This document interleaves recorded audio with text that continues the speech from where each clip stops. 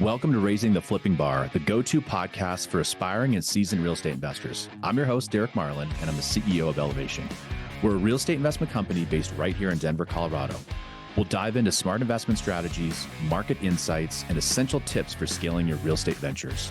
Whether you're making your first investment or your 100th investment, this podcast is your blueprint for success in the ever-evolving world of real estate investing. Get ready to elevate your real estate game and begin your journey with me. Welcome back to another episode of Raising the Flipping Bar. I'm your host, Derek Marlin, and I'm very excited. And I know we always say that, but we really do have a seasoned veteran here. This guy is an experienced investor. He's a fantastic agent. He's leading a growing team. He's run technology companies. He has done a lot of stuff. And I think the other cool thing is we're also going to talk about his experience in big time finance, which we actually both share in commonality, as that affects real estate investing and just real estate in general. And we're going to talk a little bit about the value of real estate in general moving forward as it relates to future people coming into the business. So welcome, Mr. Steve Pilkington, to the show. Thank you for having me. Absolutely. Great to have you. Appreciate being here. Cool. So I always kind of throw this out there just to have things a little different because I think a lot of podcasts are very similar. Tell our audience a little bit of maybe just some fun fact or something crazy about you. It doesn't have to be business, doesn't have to be real estate, but just give us a little fun fact about Steve. Okay, I'll give two things that most people wouldn't know about me. So number one, I worked on a bond desk during the whole Big Short blow up. And so I was actually the head analyst on about $65 billion of debt, which led me to like 7 years later, getting a knock at my door and getting served and being a named person in a $1.6 billion lawsuit against Bank of America. Wow. So that's kind of fun. That was actually kind of an experience. And no, I didn't do anything wrong. No, there was no negatives. The other thing is I randomly have all these friends that have worked in Hollywood, a brother-in-law in Hollywood, and I've met a lot of celebrities. I've had a lot of hangout time with different celebrities, like beers with Rob Zombie, brother-in-law who dated Alicia Silverstone for a while. Unfortunately, I don't get a lot of celebrity clients in Colorado, but living in LA, it happens. Okay, so now I have to go down that road. Is there a celebrity that you've met that actually surprised you in that they were cooler and more down to earth than you thought? And then I'm going to also ask you, like, God, that guy was an asshole, or that one was just hard. Yeah, so a couple that were super cool. Kid Rock was super cool. He would hang out at bars with us, and same with Tom Petty. I went to school at Pepperdine in Malibu, so we'd have like, those guys were awesome. And actually Rob Zombie was too. He was like giving out beers and stuff. Mark Wahlberg, also super cool. When I went to get served at a bar and they wouldn't serve me, they then handed Mark 6 beers and he handed one of them to me. So that was awesome. That being said, there are some celebrities that are not very friendly. I used to run into Whoopi Goldberg all the time at the supermarket, and she wasn't mean, but she was definitely like, people were on edge around here. That was kind of funny. But yeah, those are the ones that were like, and actually, I ran into Pamela Anderson. Her kid like ran into me and fell over. And then it was really surprising. I'm standing in line to get a burrito, and this kid runs into me and falls over. And then all I see is this lady kind of grabs my leg and is like, "I'm so sorry, my kid just ran into you." And I look down and all I see is like a top view of Pamela Anderson. Yeah. And then she looks up at me and I'm like, "Oh my God, that's Tommy Lee's kid." She's like, "Yeah." She's like, "Are you okay?" And I'm like, "I'm totally fine." So most of the celebrities were actually really cool people. Yeah. There was only a couple of them that were not the greatest. Pauly Shore was terrible. That guy was terrible. Interesting. Yeah. Interesting. I kind of have the same thing when I worked for the Broncos. We obviously were in the professional sports arena, and there were definitely people that were so hard to get along with. So it is still a small community. I may want some of those people on my podcast. So I won't name the person that was just brutal, but the best guy, in my opinion, was Jake Plummer. Like the nicest dude. Obviously, at the time, and it's funny because now we're so deprived of good quarterbacks in Denver that we need a freaking quarterback so badly. But Jake was the man for a while, but he couldn't have been more just down to earth, more low key. You know, you've got these people that are all worried about all the facade and showing off, and people kind of give the poor guy a hard time. But I remember when he got in that car accident, the dude drove a Honda Pilot. I mean, he's a multi-million-dollar athlete driving a Pilot, and he got in a wreck, and it was because he was actually going to drop off a $10,000 check to the Dumb Friends League before he retired and left Denver. People grilled him, but it's like, that guy was the coolest guy. That's what I've heard too. I heard he was awesome. It was really neat. So, okay, we do have to get back to real estate, but I love that the way that we're starting this off. I am going to go back to your experience in finance, because the cool thing is, yeah, we both have Series 7, Series 63 licenses. I think that has helped shape me as an investor, and I want to hear about your take as well. But how do you translate really that high level finance, especially being involved on the mortgage-backed security side of things too, into being successful in real estate? Yeah, that's a great question. I'll be the first one to say that I was a great person to teach people about how to invest correctly, and I wasn't always the greatest person to follow it myself. I always kept thinking that don't worry about the little expenses today because you're going to earn so much money in the future that you'll just make up for it. You can always outspend what you earn, no matter how much you earn. And so from the Series 7 and 63, 66 side, that's what I would say is like the consistency of maintaining investments because the power of compounding is real.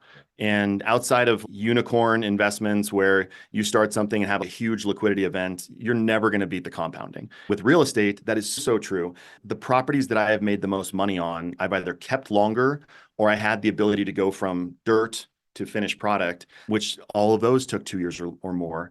And those were the biggest, most impactful investments that I've had so far. Yeah, no, I think that's really well said. Tell me a little bit about, so you've had really a little over 15 years worth of experience in the real estate.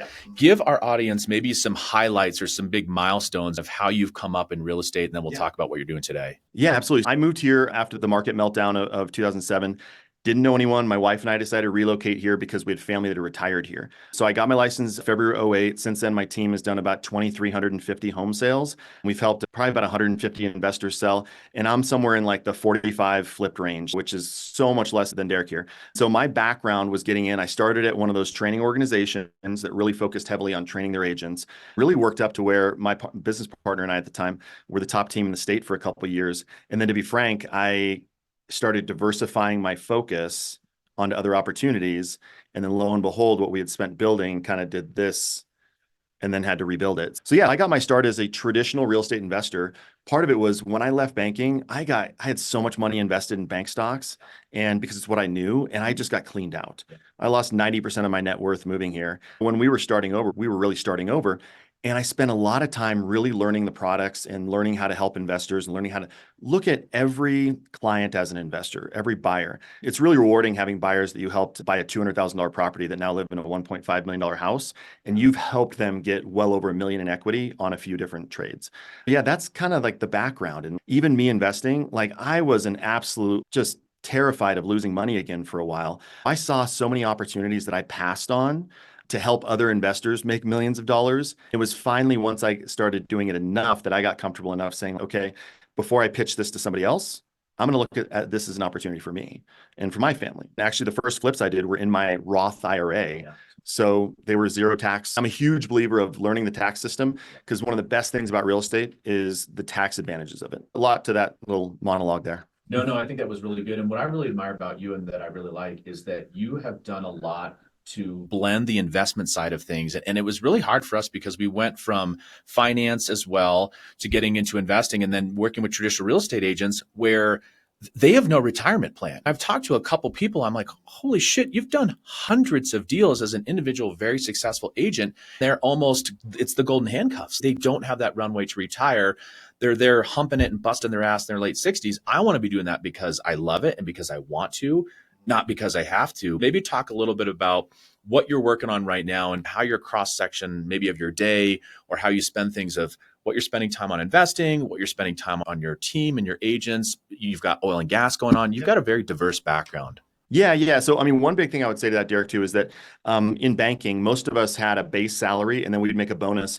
And at the firm I was at, some of the guys, the bonus was 90% of their income per year. So they were living off of a $100,000 to $200,000 base salary, which sounds like a lot, but if you're a multi-million-dollar earner and you're getting most of that in one check, you really have to monitor what you earn. One of the biggest challenges I find with real estate professionals is as they earn more, they don't save more. They don't establish a basis of where their monthly expenses are going to be. They don't treat themselves like an employee where they show up every day, they pay themselves a salary. And to be frank, I've made that mistake. You start making a bunch of money and then you want to have nicer furniture and go on bigger trips and then get a nicer car and all of those things. So what I focus on now is really as much of a holistic approach as possible to where we're doing a lot of our marketing based on going direct to consumer. Like you've had some awesome podcasts about how to find investments. We use a lot of the same techniques, not reaching out to agents necessarily, but we use a lot of the same techniques about cold calling, prospecting, door knocking, sending out mailers with the goal of finding people that want to actually sell. Yet what we find is that maybe 10 to 30% of those, it's not in any condition to sell. And then we choose to either partner with them and invest to help their property sell for a lot more, or we buy their property off of them. When it comes to my team members, That's the same idea. I want to teach people, how can you have it stack where a dollar spent here isn't separate from the dollar spent here? You have $2 that are in alignment on how you're getting that. One of my mentors, a guy named Brett Tanner, has been phenomenal about that in his Be Wealthy mastermind group, and understanding like the different hierarchy of a deal as an agent. You're hunting for buyers and sellers and listings, but that might be the lower thing on there that's going to make the biggest difference in your long-term success. So if that kind of makes sense there. Yeah, no, that's perfectly well said. What I would also love to hear a little bit about is you've got two startups within the real estate world. One is Suited Connector, and the other is 2X Real Estate Leads. Tell us a little bit more about those. Yeah, so that was actually, they were combined. I was very fortunate to be introduced to some friends who had founded a company called Suited Connector, which still exists, and they're a phenomenal lead provider. And they brought me in as the resource to potentially help them sell or market their real estate leads. They'd become one of the largest real estate lead, but in the form of mortgage leads and insurance and home services leads, companies in the nation, that I think at the peak before COVID, they were doing over 1 million leads a month. Where I came in is I partnered with these guys to figure out, how can we get these leads that lenders are paying for and get them sent out to real estate agents, and then to have those real estate agents work the lead and send us back a referral fee, which is so much harder to do than you think. Like, the model of just paying for a lead and selling a lead is just instant quick sale. The model of following up with agents, what was incredible is that we had agent partners around the country. We signed up 2,500 agents in a year and sent out about 300,000 referrals. We had agents that were on teams that were doing 1,000 transactions, and they couldn't seem to convert one. And then we had agents who were doing 9 deals of their own the year before. They converted 5 in a year. So really, that kind of a model. And, we actually ended up selling leads to OpCity, and then OpCity created an incredible technology infrastructure on it, which we never had for the follow-up. But yeah, it was a really interesting business. I learned a lot about the lead space. I learned a lot about leads in other industries. They're amazing lead providers still today.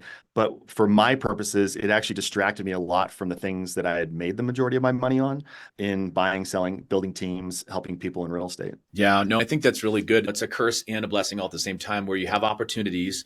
You can take your eye off the prize. I've got a business consultant that we use, and he's been on a couple different podcast episodes where, yeah, it's that shiny object syndrome, where you just take your eye off the prize. Sometimes it's tempting, but I think it's like, what can you dial into and what's your core business and what's worth it? Yeah, absolutely. I think one of the biggest mistakes that we make as entrepreneurs, and I look at almost any person I interview as like, they've got opportunity, they've got potential. Instead of looking for the reasons that they're not going to show up, I'm looking for all the reasons they could. Same with a lot of business ventures. I've had some very successful ones, yet I've also invested in some startups that have gone nowhere. I've put my time and effort towards things that didn't make sense. It was described to me one time where if you take like a stove that has 4 gas burners, if you turn all burners on, every burner is going to be a little bit lower. Well, the person who's like a very successful multimillionaire or a billionaire, they have the majority of the other burners shut off. Like Elon Musk has most burners shut off, and then the one he's focusing on is just a jet going up. Most of us, we try to have too many different like masters, too many things that we're reporting to. Number one, make your family first. I didn't always, and that caused a lot of challenges, because in my mind, I'm like, I'm doing all this for the family so we can have more money, because I came from a poverty background, just like straddling poverty most of growing up. I really wanted my family to have these experiences, yet I also got to the point where I was so focused on them having experiences and wealth that I was never around. So we're going to take a quick break and tell you about the Next Elevation Academy. If you're looking to dive deep into real estate investing, this is definitely the event for you. Our academy features over 100-step process to help you navigate every single thing from market analysis all the way down to every aspect of project management. So this is tailored for both beginners and seasoned investors. And our one-day intensive training will equip you with the strategies and insights needed to elevate your real estate investing game. Spots are definitely limited, so click on the link below in the show notes to sign up and transform your approach to real estate investing. Okay, let's get back to the episode. You're right. You're straddling two different lines, and it's hard to decide of what's worth it, of supporting your family. If you're making all this money, but you have no time together, like, what's the point? Yeah, exactly. And from a distraction point, you had mentioned earlier oil and gas. I learned about some oil and gas through one of my mastermind groups. I happen to have a fraternity brother who's 4th generation oil and gas in his family, and he's been involved in it. And he saw a lot when I was helping him with an investment and with a flip. He saw what we were doing to generate new opportunities. And then that just got into a conversation about, could we use the same marketing channels to people that own mineral rights? My involvement with oil and gas is literally taking something that we're already doing in the big funnel in the channel, only now we're just adding on another metric for it, another channel. It's the same software systems. We do have some different people, some different VAs that focus on that, but it's not taking away from any of our core business. And me personally, I'm spending about a half an hour to an hour a week on it because I brought in some leverage right off the bat. So yeah, it's in alignment with what I'm doing every day. No, and I think that's perfect. What I would love to kind of learn a little bit more about is give me a kind of your split of how much of your week in a normal week are you focusing on investment deals versus doing business yourself, maybe versus your team. What's your percentage? And it's never perfect. I'm sure it's different, but just in general, it's kind of fill in how you're slicing your week up. That's a fantastic question. I probably fall under Pareto's law of the whole 80-20 rule. Yet, even though I'm well versed in it, I've coached other people on it, I probably do it the wrong way still. I'm probably still spending between 50 to 80% of my time working on transactions and coaching my team members up. There is a longevity on that. Obviously, when you invest in people, that's some of the best return you will ever get. It's also some of the most shaky returns at times, because if you don't keep investing in people and if you don't keep finding more people, attrition's just a thing. I've lost people to missions trips. I've lost people to spouse moving. The one most common is that they have enough time where they have a good success and then the grass seems greener somewhere else. So always wanting to focus on that. But I do spend a lot of time running my business and running the transactions, making sure everything is going well. When I say that the reverse of the 80-20, I say that because the 20% that I do focus on the investment side, I have a tendency to make a lot more money on. The deals are a lot bigger. I'm not a volume flipper. The best deals I've had have been kind of ground up deals. Those typically have a $500,000 to $600,000 net margin on the back end. It takes me selling a lot of individual houses to net $500,000, especially on a team model that's running a 20% profitability. Yet I find that so many of those opportunities come because I have the team I'm investing in and because we have a bigger reach from going out. From splitting up my time outside of like the time I spend on family, which is way more than it used to be, work to really not miss. I drive my kids to school every day now, where it used to be in the office between 7 to or 6:30 to 7 in the morning. Now I'm in the office most days between 8:15 and 9, depending on if my kids are running late or not. So focus on that. I do spend at least 5 hours a week coaching other people, whether it's in one-on-ones or in group format. And that doesn't include like the little pop. That's more like structured coaching. I spend on average between 5 to 20 hours a week prospecting, whether it's prospecting for like talent. I want to spend at least an hour a day, ideally, reaching out to people. Because even if I'm not hiring for a certain role right now, meeting more people, there's no downside to it at all. Especially like we're both with brokerages that there's an opportunity for revenue share. That's a big thing. And I know that the bigger my network is, the bigger my net worth is. Yeah. And of course, prospecting for real estate opportunities. I still get on the phone with my people. We have times where we'll do these big dial sessions where there'll be 6 of us on a predictive power dialer. We'll go through 5,000 pieces of data in an hour and a half and talk to 300 people. And every time we do, we find opportunities there. There are times where I want to make sure to get in the trenches with my guys to show them that it can happen. I can still do it. I don't always do better than them, but sometimes I do. I want them to see success in different ways, but it does make me really proud when someone else on my team out prospects me and can generate more deals than I can. Yeah. No, I love it. Well, in running a team, what do you think is the biggest challenge for you right now? I use the term pain point, which is not probably appropriate because to your point, you're pouring into your team. But what's the biggest challenge of running a successful team right now for you? Number one is that when we train people, we have a tendency to train once, where most of us need 2, 3, 4, 5, 6, 7, 10 times. So it can be very frustrating if you train somebody once and then you go back and need to do it again, which is why it's so important to systematize. We're constantly working to document things better, to record more things. And so that's a big piece of it, is that training piece of it. The other piece of it is you got to get really good at asking questions. I have gotten so good over the years at getting on a soapbox and telling them all their things on what they can and should do and doing these motivational speeches. And none of that is as impactful as just asking a couple of pointed questions. Mm-hmm. If you ask somebody, are you proud of your results? If they come back and they're like, I really am. And sometimes you have to do a little bit more digging, because that might be like, okay, so you didn't actually hit any of your goals, yet you're proud of your results. Help me understand. And they'll be like, oh, well, I guess maybe I'm not. And other times it's you have people who self-reflect on it and they're like, you know what, I am proud of my effort on this. I didn't get this. I now see I need to focus on my scripting better. I need to focus on my presentation skills better. Organization, which by the way, for running a team, Organization is such a challenge. I need to have people in my world that kind of help clean up around me. I'm definitely like high performing ADD. I can focus on things and really dive into it, but then I also have a tendency to leave various projects 90% completed. So it's so important to complete the circle on those and wrap it all up. Tell me a little bit about, I always ask guests, it could be in the investment space, it could be just traditional real estate, but what's maybe give me one of your craziest stories or just something where our audience would go, holy crap, whether they're driving and listening, or tell me a crazy real estate story. I had a client, helped him buy a property. The lender had actually brought up to me that he wasn't sure these couples should be buying this $500,000 property because they couldn't source the earnest money deposit. It was a zero down VA. Fast forward a year and a half, and I'm helping him sell the property, and already a couple months late on their payment. We were selling the property to a gentleman who was actually a disabled retired police officer, and they needed a main floor master. Beautiful home in Parker. This police officer bought the property. And when I talk to my clients, we do a lot of systematizing where they're getting notified, hey, we're a week before closing. Just so you know, your possession date is this time, your closing date's this time. Because in Colorado, we oftentimes have possession dates that are delayed from the closing. Yeah. Well, this closing was one where the sellers agreed to a possession date that was the same day as the closing. Even though they confirmed that multiple times, they seem to forget that. We are day before closing and they haven't moved everything out. And they scramble, they make things happen. There's still a pot in the yard, and they get everything moved out. Just barely, they were late, we closed, they got it all moved out like 6 to 8 hours later. This was one of those ones where I was just thankful that the deal was done. And then the craziness started. My wife and I are on a date night, we're at a movie, and I get a phone call from this seller. And then I get another phone call from the seller. And then I get a third phone call from the seller, all within this like hour and 45-minute movie. The first phone call is, they've changed the locks and I can't get back into my house. They can't do this to me. The second phone call was, this is BS. They're trying to steal stuff that I still have in there. The third message was, well, it's not my fault, but I was forced to break down the door and get in there. Oh, there it is. Found out that he had left about $10,000 worth of ammo and some guns underneath the stairs. And so I call him, and my first question is, what did you do? He was like, they can't do this. I was like, did you call them? And he goes, yeah, I did, but they weren't picking up. It ends up he was at his retirement dinner, so he wasn't picking up.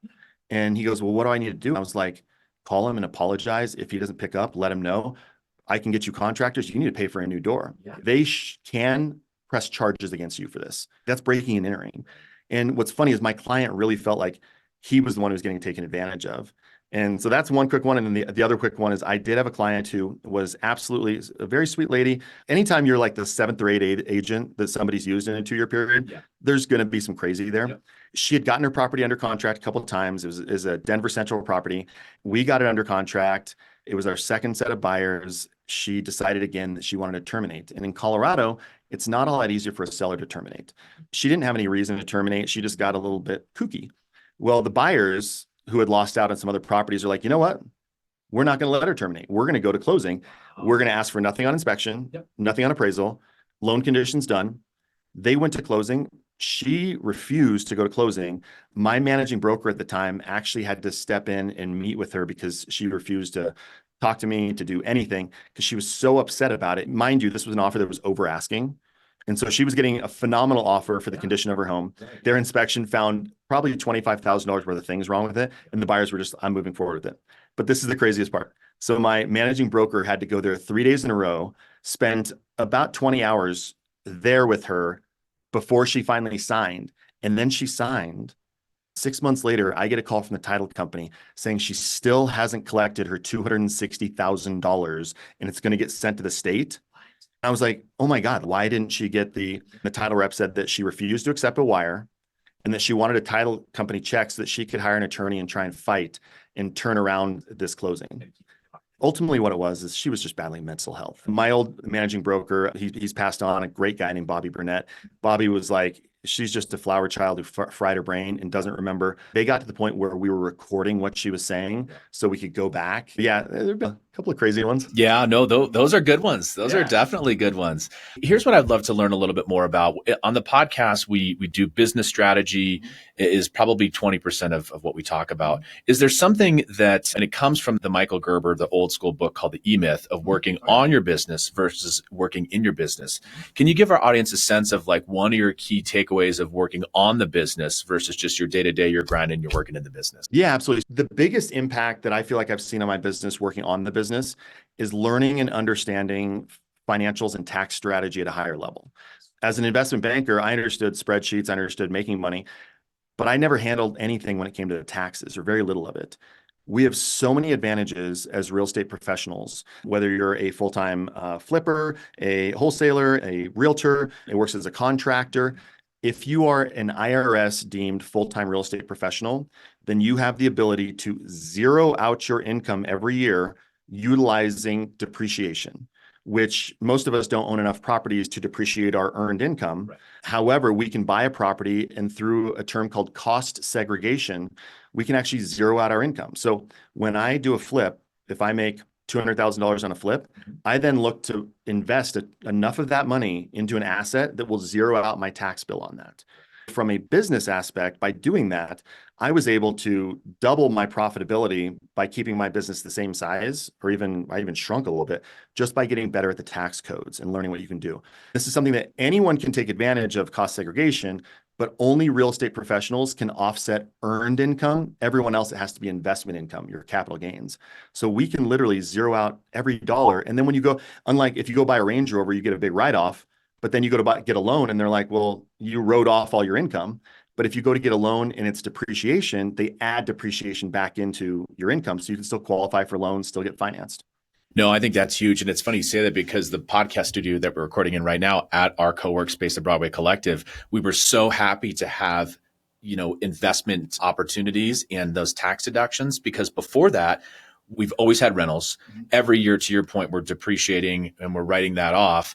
And there was one year, it was the perfect storm. And I'm glad we made this decision, because we had sold all of our apartment buildings. We had traded a bunch of different stuff, but there was one tax return year where we had a really good ordinary income year through our investment business and doing our flipping, but we had no rentals. I looked at my wife and I'm like, how do we pay all of these taxes? Like, you get with your CPA, you're like, what's wrong? What did we miss? And they're like, no, you just had that year. To your point, you didn't have anything offset, and it was brutal. Thank goodness we put money aside, but we thought, oh, well, this will be plenty. And we barely scraped by with the amount of the taxes that we had to stroke that check that year. It was terrible. Oh yeah. Planning is so important, because I got hit on the wrong side of it one time where I sold a flip, made a ton of money on it. It was in 2021. And I had all these friends making millions of dollars in cryptocurrency.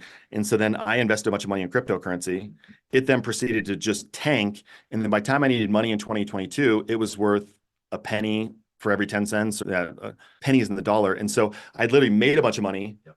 And then the next quarter lost a bunch of money. But from an IRS perspective, they didn't care. All they saw was like, I made a ton of money. I can worry about all the money I lost a year later. Yeah. So preparing for that is so important, and just knowing your tax strategy, because otherwise we all have a business partner that we don't want named the IRS. Yeah. And it's just up to you on how you want that business partner to get paid out. They give you the rules. Tom Wheelwright has written 2 books. One's called Tax-Free Wealth, and the other one is 7 Win-Win Strategies and How to Win with the IRS. Read those books if you're a business owner. It's going to help you save hundreds of thousands, millions of dollars.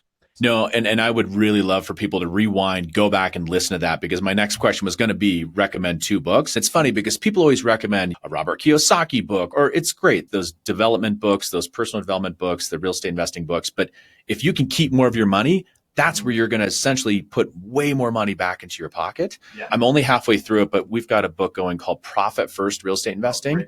Yeah, that one is phenomenal too. And I love it because it's geared towards real estate investing, obviously, from the title, but you got to pay yourself first. You have all these different buckets that you have to fill up. Tax books, while they are dry and not super fun, maybe you just throw it on Audible. Those were great recommendations. So everybody listening, Raising the Flipping Bar audience, go read those books. The only other one I'd want to make sure to add on there, which is one of the best books I've ever read, is called The Almanac of Naval Ravikant. I had no idea who Naval Ravikant was. Yep. And you can even go to his website, just Google it. I think it's like Navalmanac or something like that. The book was literally written from quotes he's made, things he's spoken about. And he is one of those like quiet billionaires who happens to be behind lots of things.